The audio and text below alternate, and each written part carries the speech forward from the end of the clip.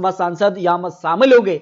लेकिन अगर बात की जाए तो सीक्रेट जो यहां पर बैलेट पेपर से यहां पर वोटिंग होगी, लेकिन पार्षद और यहां पर सांसद किसका साथ देंगे ये सीक्रेट रहेगा, ये किसी को पता नहीं होगा। तो ऐसे में किसका आंकड़ा बन सकता है, सीक्रेट चुनाव के दौरान क्या आंकड़ा बनेगा, कौन दिल्ली का मेयर होगा, इसके लेकर महत्वपूर्ण विश्लेषण सामने आ चुका है, क्योंकि सियासी गलियारों में काफी हलचल है। आखिर कौन यहां पर मेयर बनेगा। आम आदमी पार्टी ने मेयर कैंडिडेट का ऐलान कर दिया है। शैली ओबरॉय यहां पर जो है दिल्ली मेयर के लिए आम आदमी पार्टी यहां पर उम्मीदवार होगी, जबकि डिप्टी मेयर के लिए आले मोहम्मद इकबाल का नाम तय किया है। लेकिन क्या इनको डिप्टी जो मेयर है वो पद मिल पाएगा, क्या बीजेपी का होगा, क्या कुछ आंकड़ा बनेगा, क्योंकि पिक्चर अभी बाकी है। सीक्रेट वोटिंग के जरिए कहीं ना कहीं बीजेपी क्या खेला करने वाली है, आखिर किसके खाते में कितने यहां पर वोट जा सकते हैं, कितने पार्षद किसके यहां पर खिलाफ हो सकते हैं, यह काफी महत्वपूर्ण हो जाता है। तो यह माना जा रहा है कि सीक्रेट वोटिंग के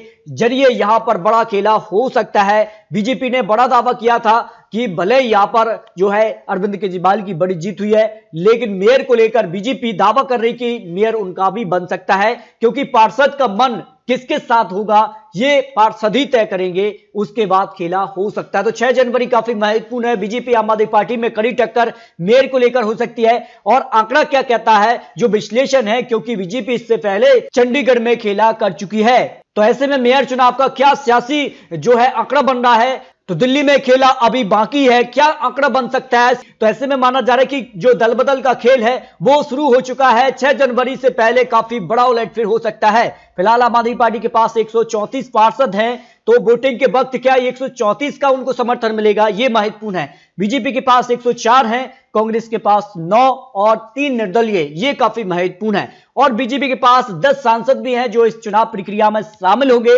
लेकिन बीजेपी इससे पहले चंडीगढ़ में खेला कर चुकी है। और उसी तर्ज पर माना जा रहा है कि बीजेपी जो है आम आदमी पार्टी के लिए झटका दे सकती है एमसीडी चुनाव के लिए। तो चंडीगढ़ के लेकर कुछ आंकड़े, उसके बाद आपको यहां पर दिल्ली के लिए भी महत्वपूर्ण विश्लेषण दिखाएंगे। देखिए चंडीगढ़ में कुल 35 पार्षद चुने गए थे, और चंडीगढ़ में कैसे यहां पर जो है तस्वीर बदली थी।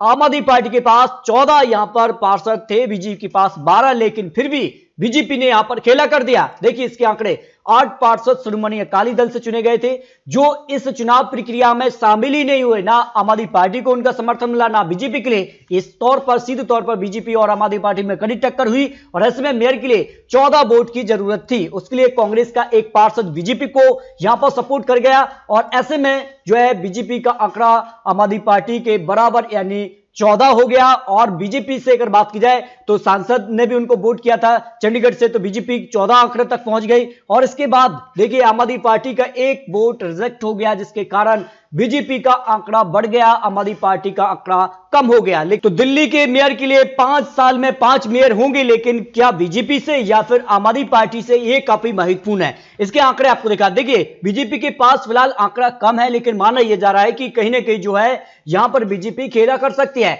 देखिए आंकड़ा क्या बन रहा है, दरअसल दिल्ली के नगर निगम में 250 पार्षद चुने गए हैं, और ऐसे में माना यह जा रहा है कि 7 लोकसभा और 3 राज्यसभा सांसद भी वोट डालेंगे जो बीजेपी के हैं। 10 सीटें ऐसे में बीजेपी की बढ़ जाती हैं, तो बीजेपी का आंकड़ा यहां पर पहुंच रहा है। और कांग्रेस के 9 जो पार्षद हैं वो टूट की संभावना है, 3 निर्दलीय भी हैं, तो फिर आंकड़ा कांग्रेस आम आदमी पार्टी बीजेपी में ज्यादा अंतर देखने को नहीं मिल रहा है। इसके अलावा माना यह जा रहा है कि सांसद के अलावा विधायक भी यहां पर वोट प्रक्रिया में शामिल हो सकते हैं, इसका फैसला भी आना बाकी है। और ऐसे में यह माना जा रहा है कि पहले 3 निगम थे, अब 1 नगर निगम कर दिया, तो ऐसे में कितने यहां पर विधायक यहां पर जो है वोट में शामिल होंगे, यह काफी महत्वपूर्ण हो जाता है। इसका फैसला केंद्र सरकार तय करेगी, यह काफी महत्वपूर्ण है। फिलहाल अगर बात की जाए तो 250 प्लस 10 सांसद, तो 260 का आंकड़ा होता है।